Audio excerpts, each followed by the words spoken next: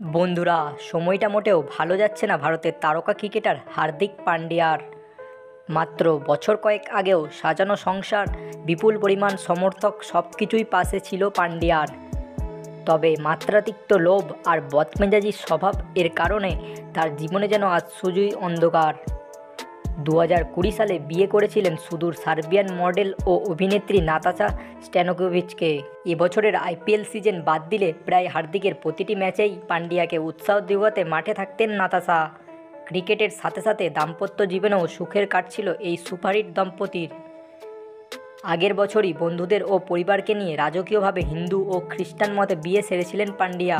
তবে যেন এই বছরের শুরু থেকেই তার ক্রিকেটিং পারফরমেন্স ও দাম্পত্য জীবনে ভাটা পড়তে শুরু হয়েছে। 2022 সালে তিনি নেতৃত্ব দিয়ে গুজরাট টাইটান্সকে আইপিএল জিতিয়েছিলেন।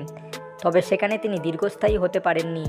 পাড়ি জমিয়েছিলেন আম্বানির ক্লাব মুম্বাই ইন্ডিয়ান্সে ও রোহিত শর্মাকে সরিয়ে দলের ক্যাপ্টেন্সি দেওয়া হয় তার হাতে।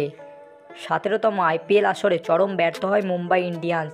ফলে কিছু প্রাক্তন ক্রিকেটার এবং সমর্থকদের চরম সমালোচনার মুখে পড়তে হয় হার্দিককে।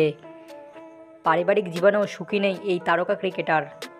স্ত্রী নাতাশার সাথে ডিভোর্সের গুঞ্জন শোনা যাচ্ছে বিভিন্ন সোশ্যাল মিডিয়ায়। তার স্ত্রীর জন্মদিনেও তাকে শুভেচ্ছা জানাননি হার্দিক।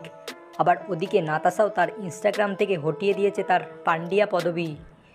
আবার শোনা যাচ্ছে তিনি নাকি আস্তে আস্তে সোশ্যাল মিডিয়া থেকে সমস্ত হার্দিকের সাথে তোলা ছবি ডিলিট করে দিচ্ছেন।